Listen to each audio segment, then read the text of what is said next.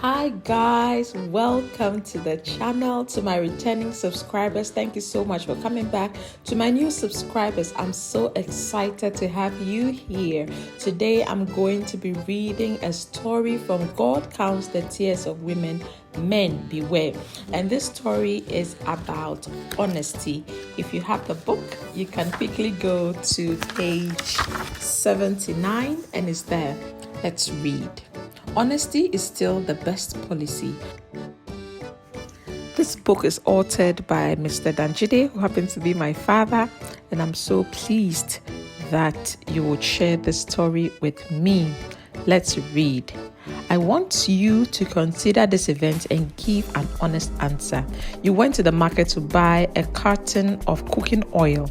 At home, you quickly tore open the carton to get out some oil for cooking, but to your utter surprise, you find in the carton newly printed $100 notes full to the top, amounting to several millions. Would you return the money to where you bought your carton of oil? If your answer is yes, congratulations. If your answer is no, shame on you. This situation did really occur in Kinshasa, Democratic Republic of Congo, and a lady, a petty trader, did return the money to the Pakistani storekeeper, but she earned the wrath of her fellow countrymen. In fact, their animosity against her for doing that good act was so intense that she dared never show up in the market again. But does it surprise you? Have you forgotten so soon that when you try to go on with God and do right, the world will oppose you? John 15 verse 1. I understand that the Pakistani businesswoman in question, in a gesture of appreciation, gave her $200. But what are $200 compared with the shouts of angels in heaven rejoicing over the faithfulness of one true Christian, or the broad smile of Jesus saying, "Well done, my daughter, you are a good servant. Since you are faithful in small matters, I'll put you in charge of 10 cities." How would you react when you lose a lot of money in a flash and someone picked it up and brought it to you? Your response will be spontaneous joy, gratitude, and praise, wouldn't it? That is how God must be feeling when he sees faithfulness and honesty in those of us who call ourselves Christians. When we are honest in small things, we bring more people to Christ than perhaps tons of preaching materials can ever achieve. Someone has said that the only Bible which millions of people read today is the daily example of Christians, your example and mine. The story is told of a taxi driver who attended church for a long lapse of 10 years.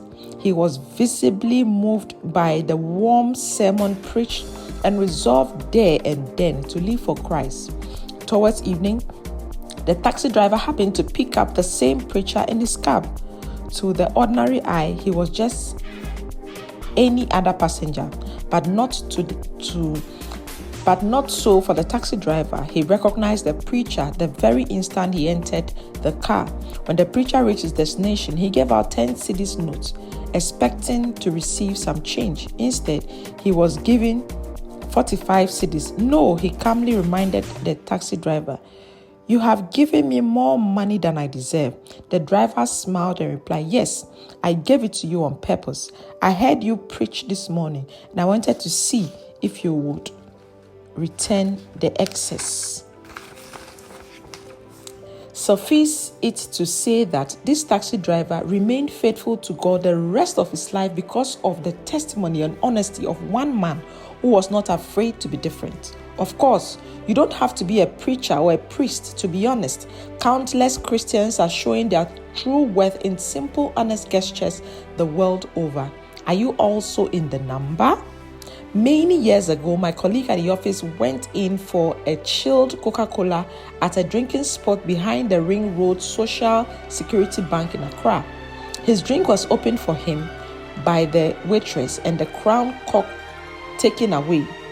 He finished his drink and sent some money to the counter. The waitress came over to him and said, "Sir, here is your money for the Coca-Cola you just drank. Your crown coke has won a prize, so you don't need to pay." My colleague could not believe his ears. He did not even know that there was a competition going on. Here is honesty in action, not in high-sounding, eloquent preaching, but in the simple, ordinary day life experiences. A man called Abu Saidi once said, "The true saint is he who goes in and out among people, eats and sleeps with them, buys and sells in the market, marries and takes part in social intercourse, and never forgets God for a single moment." God is expecting you to be honest in whatever situation or profession you find yourself. No excuse. If a man cannot be a Christian in the place where he is, he cannot be a Christian anywhere else. Did you know that God is looking down from heaven at mankind to see if there are any who are honest, any who are wise, any who worship him? Psalm 14 verse 12. When we are honest, God covers us with his insurance policy through and through. No one ever misses his way on a straight road. An old rickety trotro bus passes in front of my house every morning at approximately 10 minutes past 6. I get up early every morning just in time to watch it pass. I take special delight in reading the inscription at the back.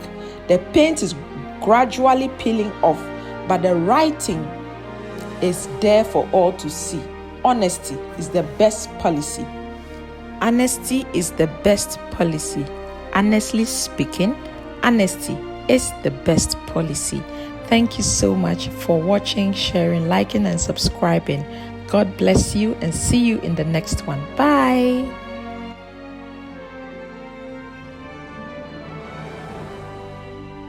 Current building in part dates to the 8th century, but there is evidence that there was a wooden church here before that. St Peter's was consecrated in 967, and over the centuries the original building was added to. There's a blocked Anglo-Saxon doorway in the west wall. The south side was added in the 15th century and rebuilt in the 16th century, and the north aisle was added in 1864. Many of the streets in Heysham are named after past rectors of the church. Arguably, the most memorable item in the church is the Viking hogback stone, housed in a side aisle to the right of the altar. The stone is thought to date to around 950, and both sides are decorated with carvings from Norse mythology.